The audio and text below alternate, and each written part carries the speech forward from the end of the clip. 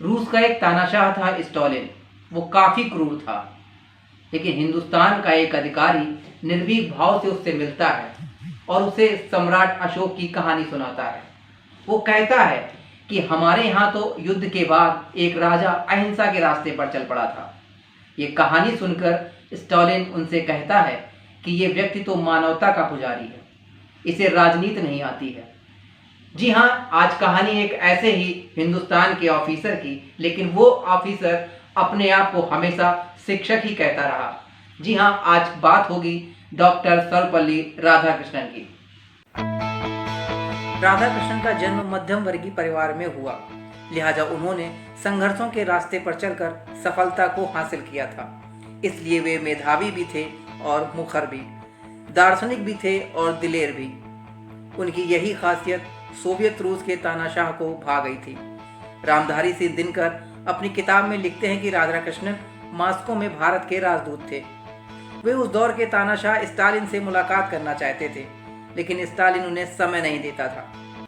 आखिरकार एक दिन दोनों की मुलाकात हुई। इस पहली मुलाकात में ही डॉक्टर राधाकृष्णन ने स्टालिन को अहिंसा की सीख दे दी। डॉक्टर राधाकृष्णन ने स्टालिन को एक कहानी सुनाई। कहा, हमारे देश में एक राजा था जो बड़ा ही अत्याचारी और क्रूर था।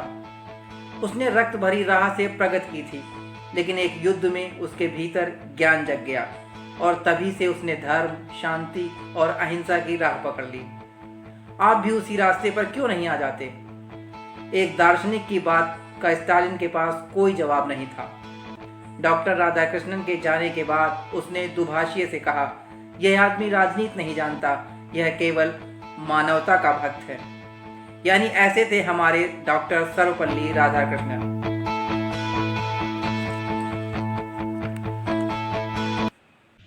डॉक्टर सर्वपल्ली राधाकृष्णन का जन्म ब्राह्मण परिवार में हुआ था, लिहाजा पिता चाहते थे कि बेटा मंदिर का पुजारी बने। लेकिन बेटा मेहनती भी था और मेधावी भी। वो चाहता था कि वो तो लोकतंत्र के मंदिर का पुजारी बनेगा, और हुआ भी यही। डॉक्टर सर्वपल्ली राधाकृष्णन देश के सर्वोच्च पद पर बैठे, लेकिन हमेशा वो अपने आप को शिक्षक ही मानते रहे।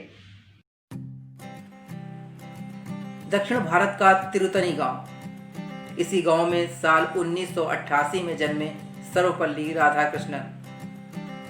मध्यम वर्गीय परिवार में थे, इसलिए मुश्किलें बहुत थीं। लिहाजा वे तिरुतनी और तिरुपति जैसे धार्मिक स्थलों पर ही रहे। पिता चाहते थे कि बेटा मंदिर का पुजारी बन जाए, लेकिन बेटा तो शिक्षक बनना चाहता था। वो कुछ ऐसा करना चाहता था जिसे दुनिया समझे भी और माने भी। उन्होंने फिलॉसफी से एमए की। इसके बाद समूची दुनिया को भारतीय संस्कृति का दर्शन कराया। साल 1962 में राष्ट्रपति थे, तो कुछ मित्र पहुंच गए। बोले, हम आपका जन्मदिन मनाना चाहते हैं। तो वे तुरंत बोले, अगर जन्मदिन मनाना है तो इसे शिक्षक दिवस के रूप में मनाओ। बस इसी दिन से गुरु महिमा का ये दिन खास हो गया।